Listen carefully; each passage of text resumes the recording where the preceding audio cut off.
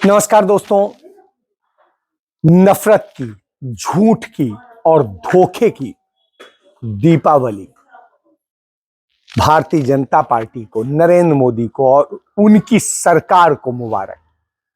लेकिन आपको दीपावली दिल से मुबारक इस बात के लिए कि आपके जीवन का अंधकार मिटे और जीवन में खुशियां आए, आप सफलताओं के सोपान चढ़ें और आगे बढ़ें।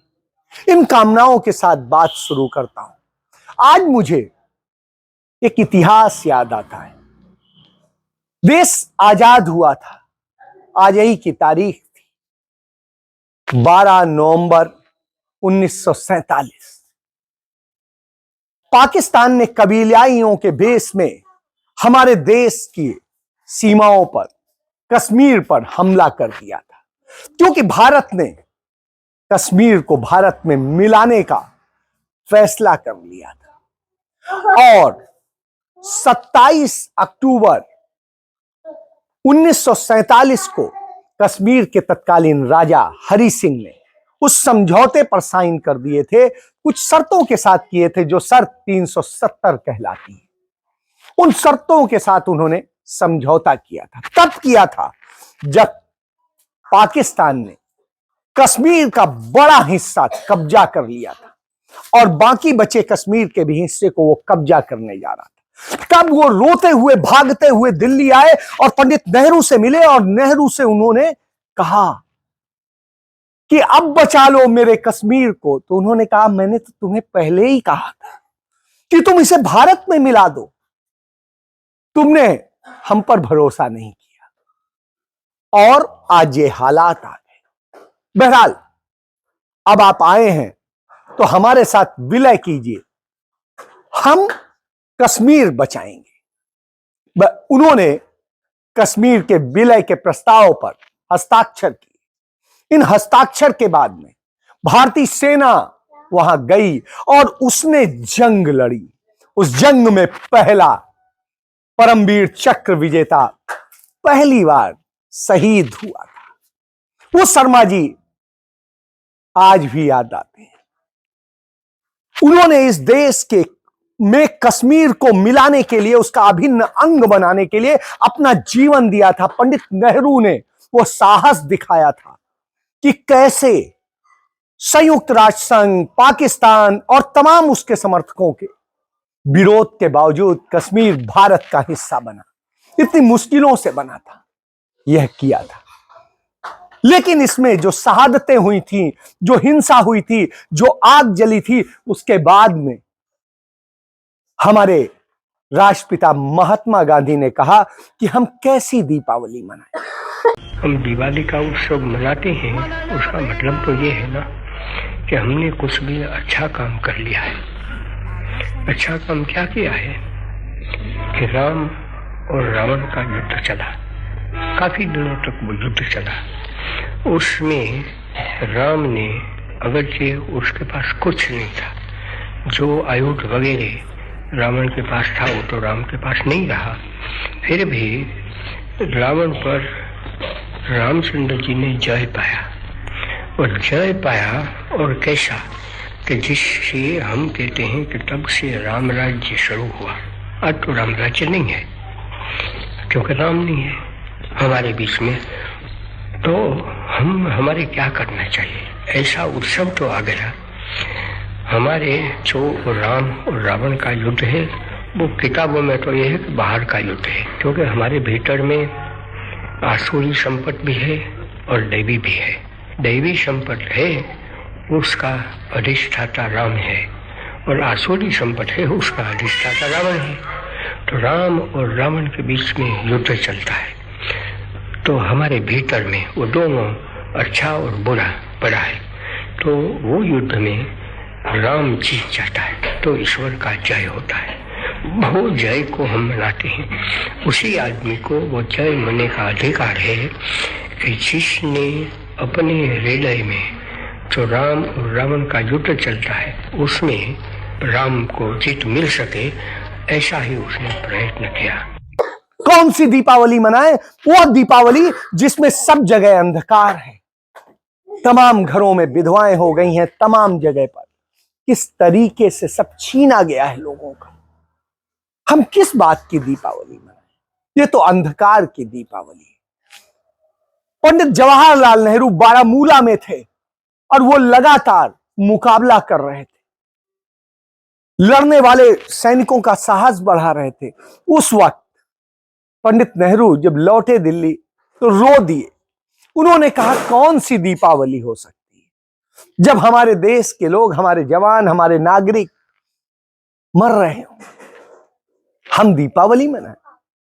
वह दिन था। आज क्या है? हमने देखा कोरोना काल में लाखों लाख लोग मर गए। हमने देखा कि किस तरह लोग भूखमरी में मर गए। हमने देखा कितने किसान मर गए। हमने देखा कितने महिलाएं बलात्कार का शिकार हो गई। हमने देखा कितने गैंग रेप हो गए। मणिपुर में लोग जल रहे हैं, मर रहे हैं, और हम दीपावली मना रहे हैं। हम खुद को स्वयंभू विश्वगुरु घोषित कर रहे हैं। हम खुद को हिंदू राष्ट्र कह के कहते हैं कि हम पता नहीं क्या बना रहे हैं। हम 22 लाख दिए अयोध्या में जलवाते हैं। हम तमाम सारे जिलों में चाइनीज प्रोडक्ट की, चाइनीज झालरें लगा करके, उनसे जगमग करके खुद को विश्वगुरु कहते हैं। हम जिस तरह के हालात पैदा करते हैं, बेरोजगारी, महंगाई, भूखमरी, हर चीज वो स्थिति ला देते हैं जो 1947 में थी। आज आप याद करिए, 1947 में जब देश आजाद हुआ था, हमारी कितनी आबादी थी?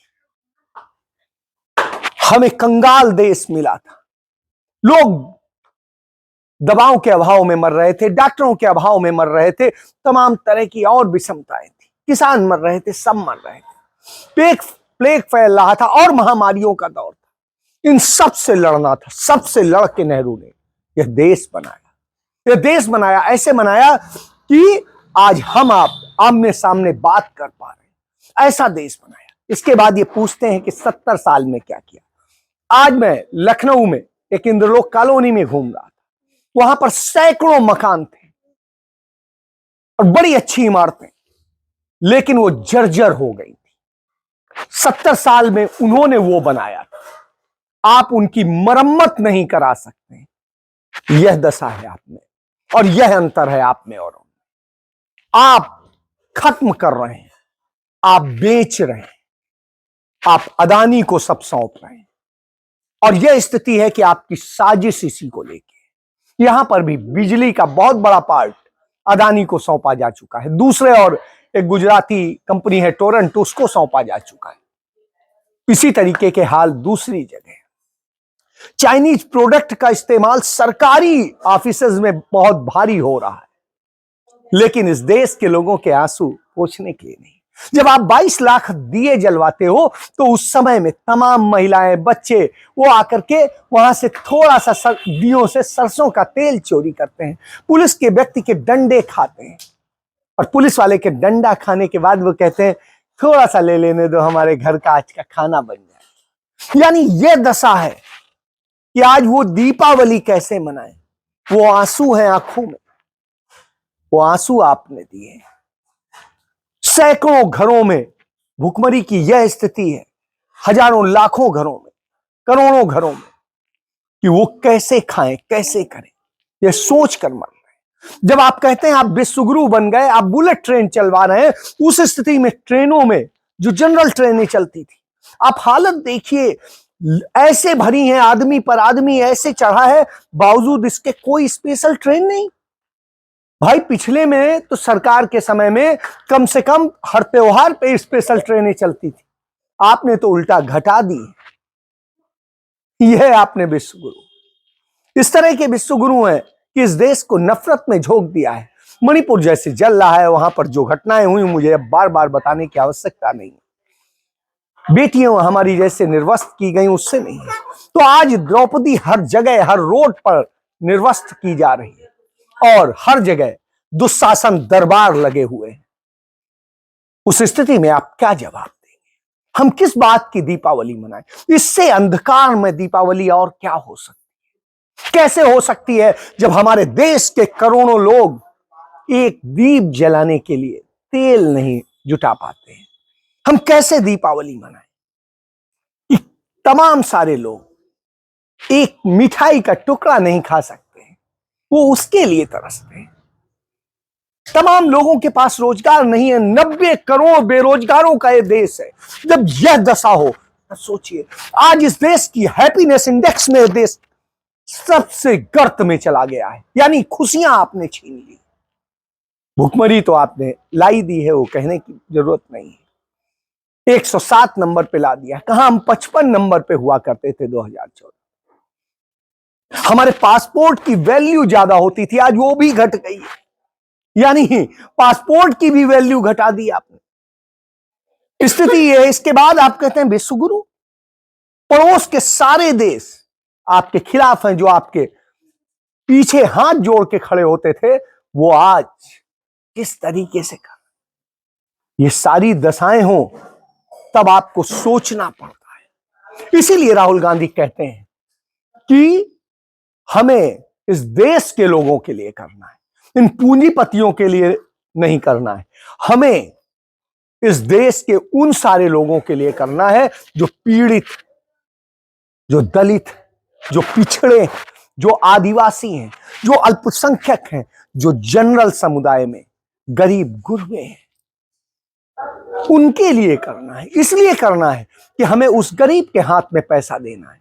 हम जानते हैं जब तक हमने जनता की जेब में पैसा नहीं डाला तब तक मध्य प्रदेश पैरों पर नहीं खड़ा हो सकता। मैंने छत्तीसगढ़, कर्नाटक के चीफ मिनिस्टर से साफ कह दिया और मध्य प्रदेश में भी यही कहूंगा, जितना पैसा बीजेपी ने अदानी और बड़े अरबपतियों को दिया है, उतना पैसा कांग्रेस पार्टी की सरकार सबसे गरीब लोगों को देने जा रही है।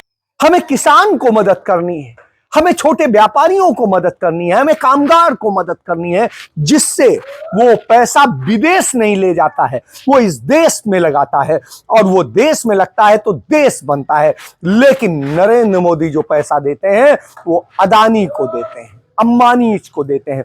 25 लाख करोड़ रुपया ऐसे लोगों के कर्ज माफ कर दिए। लेकिन आपका क्या कर्ज कोई माफ हुआ है क्या? नहीं बता सकते, नहीं हुआ ना। तो उसी तरीके से किसी का भी, किसी सामान्य व्यक्ति का नहीं। इसलिए राहुल गांधी कहते हैं कि हम उन्हें देंगे और उनके लिए लड़ेंगे। इसीलिए आज देश राहुल गांधी को जननायक कहता है और नरेंद्र मोदी को विश्व गुरु नहीं, विश्व गुरु कहता है। विश्व गुरु, क्योंकि उन्होंने समाज में, देश में, हर जगह, घर, गांव, घर, सब जगह नफरत विष बो दिया है। वो विष जो खत्म कर देता है। विष के पेड़ लगाए जा रहे हैं, विष की खेती की जा रही है, विष ही सामने। ऐसी स्थिति में विष आपको पीना है या आपको जननायक के साथ खड़े होकर के इस देश को आम जन का असली लोकतंत्र, जनतंत्र बनाना है। फैसला आपको करना है। आप कीजिए। जय हिंद।